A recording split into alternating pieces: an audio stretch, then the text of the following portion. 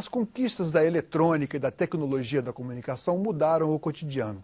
20 anos atrás seriam impensáveis os celulares, iPads, notebooks, hoje utilizados em larga escala. O Código de Defesa do Consumidor brasileiro tem mais de 2 décadas, ele é de 1990, e precisa ser atualizado. E esse é o tema da nossa conversa com a senadora Marta Suplicy, do PT de São Paulo, e com o ministro Herman Benjamin, do Superior Tribunal de Justiça. Sejam bem-vindos aqui ao nosso programa. Senadora, o que mudou no país e o que precisa mudar, consequentemente, no Código de Defesa do Consumidor? Mudaram os milhões de brasileiros que entraram na classe média, 40 milhões, e que hoje estão consumindo e que vão ter que ser defendidos e vão exigir muita coisa, porque já são brasileiros mais conscientes também, graças aos 20 anos de termos um código de consumidor, e mudou o comércio eletrônico, né? Agora tem uma coisa nova, uma ferramenta que as pessoas não conhecem, não conheciam há 20 anos, que agora conhecem, já um grande número conhece, que hoje ela já significa um recurso bastante grande, aliás, uma disputa entre estados, quem fica com o quê. Hoje mesmo discutimos isso na Comissão de Assuntos Econômicos, porque fica a parte com quem fabrica, fica com quem recebe, tem que ser equitativo, porque é justo que se divida, né? E isso não é assim hoje. Então, na meu entender, são as grandes novidades. E o grande mérito da comissão do código que hoje existe, do qual o ministro foi um dos não sei se é planejador, que chama, um dos pensadores, né? É que ele deu essa consciência ao brasileiro dos seus direitos e de como se fazem os negócios corretamente, os direitos que as pessoas têm de reclamar, de serem ouvidos, de serem respeitados. Então, isso foi um avanço gigantesco que nós tivemos esses 20 anos. Quase que foi, talvez, não sei se o senhor concorda, um dos instrumentos mais eficazes de conscientização do povo brasileiro. E agora está defasado, porque o mundo andou. Isso sem falar que hoje o consumidor brasileiro é fundamental na prevenção da crise econômica internacional, ou seja, desempenha um outro papel. O consumidor brasileiro está... Ele nos salvou no primeiro governo Lula, Isso. né? E agora ele está aí. A gente espera que mais e mais brasileiros se tornem consumidores para que a gente não tenha que depender tanto de exportação, né? Ministro, o senhor presidiu uma comissão de juristas e especialistas em que foram realizadas várias audiências, várias reuniões, foram ouvidos vários setores da sociedade e no sentido de atualizar o código existente. O que o senhor destacaria como mais importante, tanto no desenvolvimento do trabalho como nos pontos que vocês conseguiram reunir para melhorar o código, atualizar o Código de Defesa do Consumidor? Como disse a senadora Marta Suplicy, nós temos aí 2 fatos novos.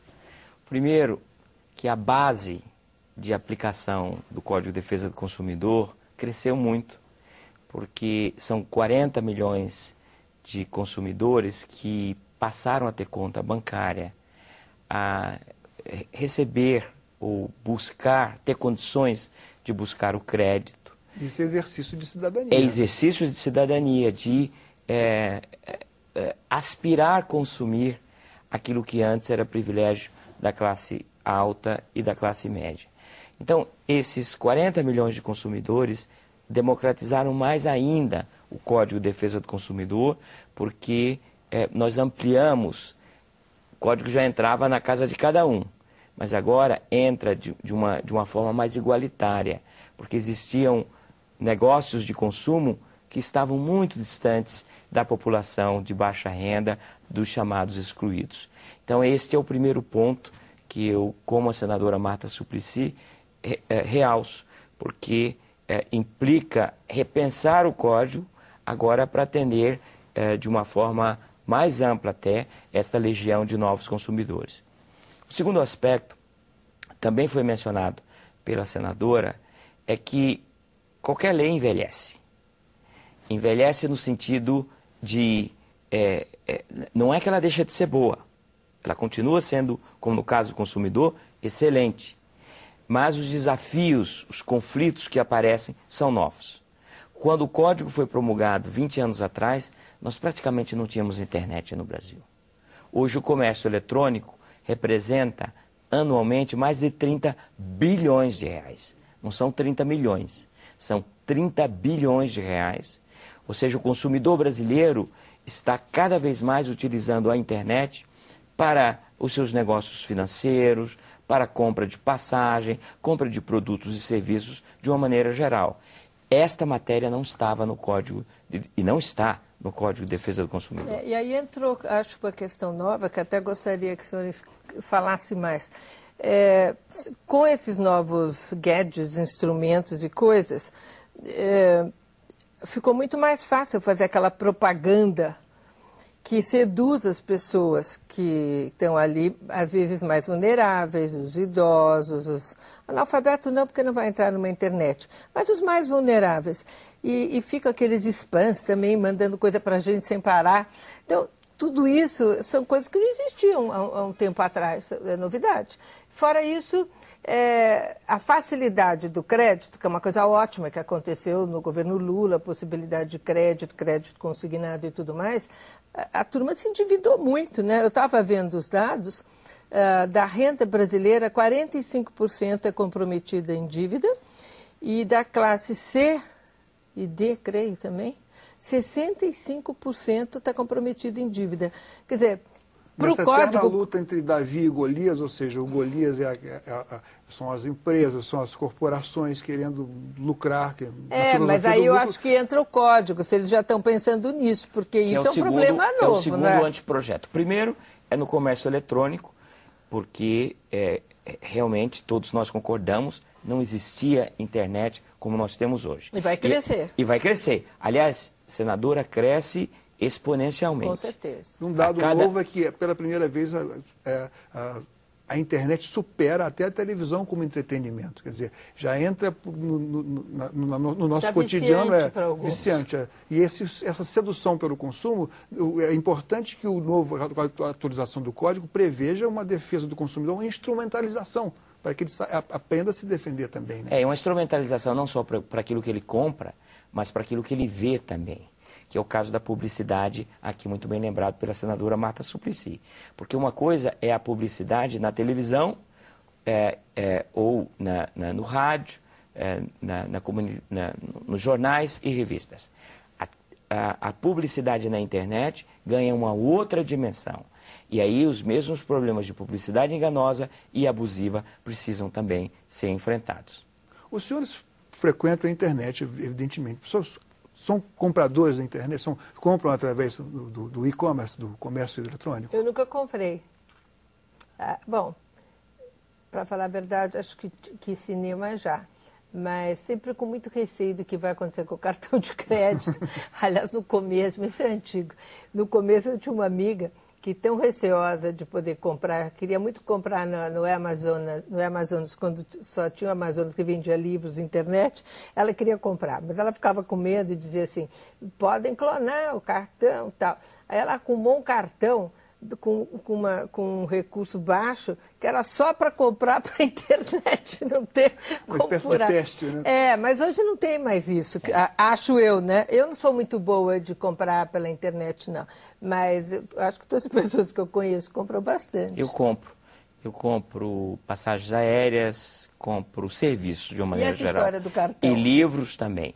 Claro, a clonagem do cartão é muito complicado, é um problema que os bancos não divulgam muito, mas os prejuízos são enormes. Mas aí nós realmente temos que proteger o consumidor em relação à segurança também da internet. É isso. Então, ou seja, dos 3 anteprojetos que nós apresentamos ao Senado, e agora começa a tramitação, um deles é sobre o comércio eletrônico. E aí vai desde o spam, a publicidade, as informações, a segurança do consumidor e um ponto fundamental para nós todos, que é a confiança. Cadastro. Os cadastros. Isso é um pesadelo também, porque você se cadastra. Eu sempre entro Aí eu quero saber uma coisinha no que eu quero entrar. Às vezes eu tinha um de cozinha que eu queria entrar para pegar uma receita. Aí tinha que pôr tanto dado. Eu falei, eu não vou pôr esses dados. Quantos mais dados pedem, mais a gente fica Não, eu falei, receoso, vai ser um inferno na minha vida se eu colocar fora, que depois eles fazem a lista e vendem. Mas é isso, a publicização sem autorização do consumidor das suas informações mais privadas. Mas isso como pode fazer no código? Como é que pode tentar barrar isso? No código, nenhum dos anteprojetos está o dever... Veja, as informações agora só serão disponibilizadas se o consumidor expressamente tiver concordado. Agora não, normalmente é o oposto. Você tem que dizer que não... E lá embaixo, escondido, um quadro onde você clica para dizer que não quer que as suas informações sejam disponibilizadas. Então, nós temos que investir também, como legislador e como juízes, na privacidade do consumidor. E isso é bom não apenas para o consumidor, mas para a própria internet, para o comércio eletrônico. Porque o consumidor, como nós, que desconfia dessas informações que são demandadas, esse consumidor precisa ter mais confiança na internet. Isso vai aumentar a abrangência dos consumidores que utilizam o comércio eletrônico. Ministro, o senhor citou aí os bancos. Bancos e empresas de telefonia móvel são praticamente os líderes há muitos anos de reclamação dos consumidores brasileiros. Como, então, o novo código vai pretende instrumentalizar os PROCONs nos estados? Bem, o outro anteprojeto é sobre o crédito ao consumidor e o superendividamento. A senadora Marta Suplicy mencionou o fato que é auspicioso de que um grande número, são milhões de novos consumidores, abriram uma conta bancária, receberam o seu primeiro cartão de crédito. Para um consumidor pobre, receber um cartão de crédito é quase como receber uma carteira de identidade. Porque é um instrumento de cidadania, não cidadania política, mas cidadania econômica. Ele se iguala a todos os outros que têm cartão de crédito. Agora, evidentemente, o cartão de crédito e o maior acesso ao crédito de uma maneira geral, como o crédito consignado, traz riscos. O endividamento não é um ato banal. E por isso, o segundo anteprojeto faz eu diria que uma cirurgia plástica profunda no Código de Defesa do Consumidor, no que tange as informações ao consumidor de crédito, as garantias que esse consumidor vai ter, e especialmente um tratamento para o superendividamento. Porque nós não podemos sair de uma situação em que tínhamos uma legião de miseráveis para ter agora uma legião de endividados. Agora, é difícil isso, né? Porque você não pode pôr um cabresto no cidadão. Eu quero comprar, eu compro. Como é que vai restringir esse endividamento? O consignado restringe, porque é um X que você pode ter do seu salário. Percentual limitado. Né? E do outro. O superendividamento, todos nós que nos preocupamos com os aspectos sociais... Como se caracteriza? É algo trágico. Não pensemos que o superendividamento afeta apenas o devedor. Afeta a sua família como um todo, afeta o seu trabalho, afeta a sua relação na própria comunidade. Então, e as estatísticas, os estudos estão aí, mostrando o aumento de divórcio, de separação, a desestruturação das famílias, o aumento do suicídio, de problemas de saúde. Mas sabe, até as empresas também. Claro. Porque se eu sou uma empresa que começa a ter uma porcentagem dos meus clientes que são endividados e ficam inadimplentes, o que acontece comigo? Você também vai junto, tragado nesse vórtice de dívidas. Vão todos juntos. A gente viu que deu em bolha. O crédito consignado tem o limite que nós estamos importando para o crédito de uma maneira geral, dos 30%. E, além disso, nós estamos prevendo, na linha do direito comparado, do direito estrangeiro, o chamado mínimo existencial. Nenhum devedor pode comprometer com um credor, pode vender a um credor o seu mínimo existencial. O que é exatamente esse mínimo existencial, a jurisprudência vai dizer. Mas nós podemos aqui, sem dúvida, concordar que não se pode exigir do consumidor que ele tire o seu filho da escola para pagar a dívida. Que ele deixe de trazer os alimentos necessários à sua família. Que ele pare de pagar o aluguel. Então, há uma série de elementos que são importantes nesta composição do chamado mínimo existencial. Senadora, agora haverá certamente um embate político dentro do Congresso até que o novo código seja aprovado. E há forças, sem querer mencionar pessoas que foram do nosso passado político, forças ocultas aí, tentando obstaculizar, tentando dificultar a defesa do consumidor. A senhora acredita que será possível aprovar em pouco tempo um novo código? Olha, pouco tempo aqui não existe nada. Eu acho que, mesmo querendo ter boa vontade, mas pode ser, eu acho que tem uma pressão da sociedade e não foi feito a troco de nada uma comissão para estudar, né? Eu acho que no momento que o presidente Sarney tomou a iniciativa de fazer uma comissão, e gozado que ele foi o que fez a primeira, né? Acho interessante, faz 20 anos, ele fez a primeira comissão que resultou no código e agora teve a ideia de chamar uma nova comissão. Então, isso tem um impacto, porque muitas das coisas que nós levaríamos muito tempo para chegar a uma ideia, né, não consenso, mas a uma ideia, eles estão fazendo muito mais rápido. Quanto tempo da comissão? Foi no final do ano? Nós trabalhamos 8 meses, mas fizemos audiências públicas, fizemos as reuniões técnicas com os próprios fornecedores, ou seja, o dever de casa, que na época em que o código foi elaborado, não ocorreu. Nós transferimos tudo para o Congresso Nacional. Por isso os grandes embates. Mas, por exemplo, no que se refere ao comércio eletrônico, praticamente não há divergência entre o que nós estamos propondo e o que o próprio setor mas quer. Isso, olha, conhecendo aqui não vai adiantar, porque aqui vão querer fazer tudo de novo. E é de direito, né? Porque são aqui os eleitos que é o local do parlamento. É o parlamento. Agora, mesmo querendo fazer algumas audiências de novo, ter pessoas capacitadas que se dedicam há anos a essa temática, que já vem com um pensamento mais elaborado, vai ajudar, e muito. Então, as audiências vão ocorrer, porque todos vão querer saber mais, é uma exposição que precisa ocorrer. É importante para legitimar o próprio processo. Sim, não pode ocorrer só fora do Senado, né? Tem que ocorrer aqui também.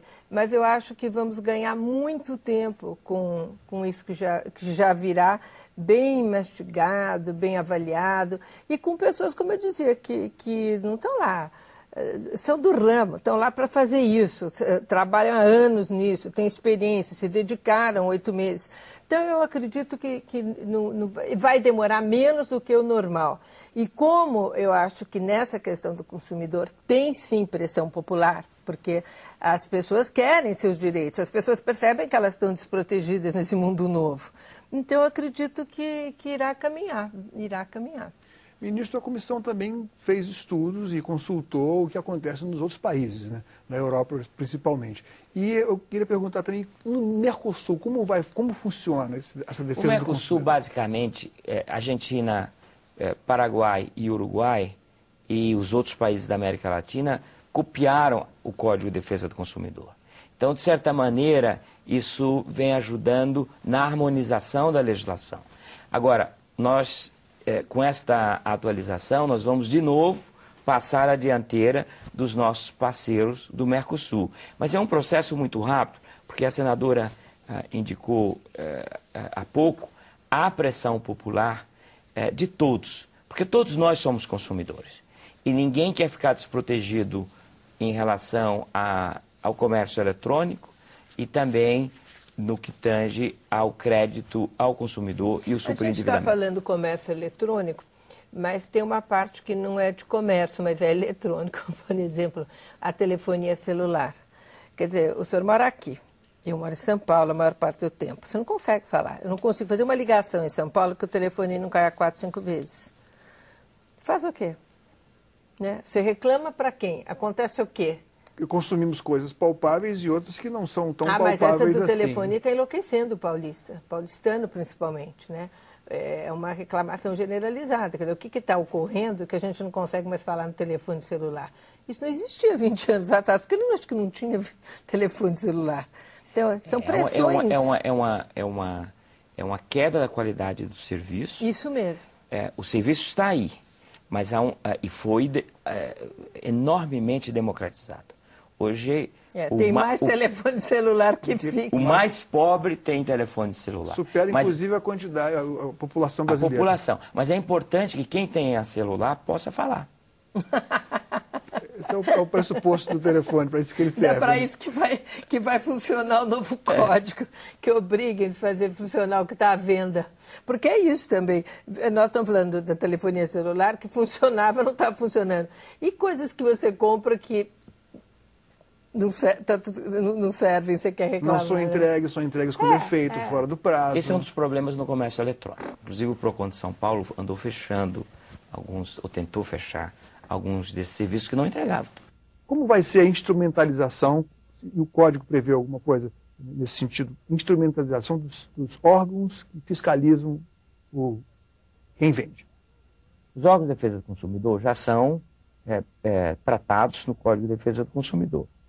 Mas na atualização, nós não estamos agregando nada em relação aos órgãos a pedido do próprio Departamento Nacional de Defesa do Consumidor.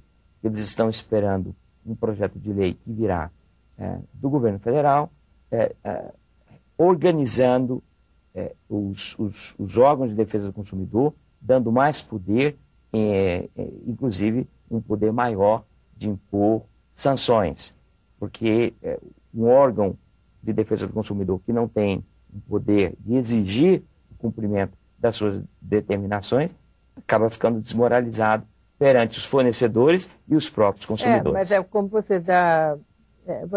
não tem perna, não vai.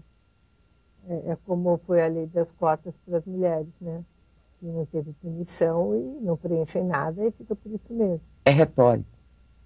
Então é importante que os órgãos de defesa do consumidor tenham efetivo poder, sejam respeitados. Porque, do contrário, eles estão mais lá como tigre de papel. E não é bom para a cidadania você ter o órgão público que deve zelar pelo consumidor sem condições efetivas de entregar esta prestação. Ao mesmo tempo, todos se pelam de medo. Por conta da imagem. A imagem hoje no mundo também da internet, a imagem é tudo, né? As empresas têm muito medo de caírem na internet como empresas que não obedecem às regras do consumo. Senadora, a senhora administrou a cidade mais populosa, a maior PIB do país, a cidade de São Paulo. Do ponto de vista do administrador, que dificuldade ele terá quando for cobrado nos serviços prestados aos consumidores? Acho que vai ser ótimo, porque a gente tem um negócio primitivo. Era um call center, que fica ligando para o call center para fazer reclamação, e aí o call center põe na internet, e aí pede a poda da árvore, aí fica lá 3 meses e a árvore não é podada, aí cai na casa, aí o vizinho também. É uma confusão. Eu acho que quanto mais transparência e agilidade, melhor para uma prefeitura. Mas a máquina administrativa das prefeituras pelo país afora terá condições de dar essa resposta? Talvez de imediato não, mas eventualmente vão ter, porque a gente não tem que fazer lei para todos já começarem já na hora e conseguirem. Tem que fazer uma lei do que é o certo, e aí as pessoas se esforçam para chegar lá. Isso muitas vezes aqui no Congresso tem essa questão. Nós vamos fazer uma lei mas não vamos conseguir nunca fazer isso, isso é impossível. Eu acho que não vamos fazer. Os que puderem fazer vão conseguir ir fazendo. Os que não puderem vão ser processados e vão conseguir fazer. E vão se agilizar para fazer. E quem quer cobrar vai ter como cobrar. Se não tem lei, não tem cobrança, não tem como o cidadão ir lá falar, fazer qualquer coisa. Não importa a prefeitura ou o órgão que você vai reclamar. Se não tem uma lei e não tem uma punição, esquece. As pessoas não... Com lei já é difícil. A lei é o fundamento. Ou seja, nós não devemos imaginar que a lei é aprovada e é como se o parlamento tivesse uma varinha de condão e a partir daí todo mundo vai cumprir a lei. Ou seja, a lei, ela qualquer que seja a lei, ela exige uma expectativa gradual, ou ela traz uma expectativa de cumprimento gradual. É por isso que eu acho boas as leis, que quando são muito complicadas, elas são colocadas uma porcentagem até ano tal, outra porcentagem até o ano tal, exatamente para, principalmente em relação a máquinas públicas, poderem ir fazendo essa adaptação. Porque você não faz do dia para a noite. E depois, no Brasil também tem aquela história da lei que pega, a lei que não pega. Eu não gosto muito disso, não, porque se não pegou é porque não teve sanção e não teve fiscalização. Não pega. Agora, é importante que esse novo código ele não seja obsoleto, não fique obsoleto em pouco tempo. Houve também essa preocupação? Veja, o código será o mesmo. Ou seja, nós estamos apenas fazendo uma atualização do Código de Defesa do Consumidor atual, que é um instrumento de cidadania e que nós devemos festejar a cada momento. Até porque existem vários dispositivos no Código que estão nesta fase, ainda passados 20 anos, de aplicação gradual, de aprendizado. Por exemplo, a publicidade abusiva. O uso, o Código tem talvez o sistema, o Código que completa 20 anos. Não é nada da atualização. Tem um dos melhores sistemas de controle da publicidade abusiva. Aquela que abusa da figura da mulher, aquela que discrimina. Eu me recordo muito bem de uma vez que a senadora Marta Suplicy questionou a discriminação da publicidade no que se refere aos afro-brasileiros. E tudo isso vem mudando, mas o código ainda é extremamente moderno, respeitado no mundo inteiro. Exatamente para ele não ficar obsoleto, é que o parlamento agora começa, pelo Senado, a atualizá-lo. Cidadania agradece a presença do ministro Herman Benjamin, do Superior Tribunal de Justiça, e da senadora Marta Suplicy, do Partido dos Trabalhadores de São Paulo. Cidadania entrevistou a senadora Marta Suplicy e o ministro Herman Benjamin, do Superior Tribunal de Justiça, sobre o tema atualização do Código do Consumidor. Para enviar críticas, sugestões ou baixar uma cópia deste ou de qualquer outro programa, acesse www.senado.gov.br/tv. Cidadania agradece a sua atenção e até a próxima.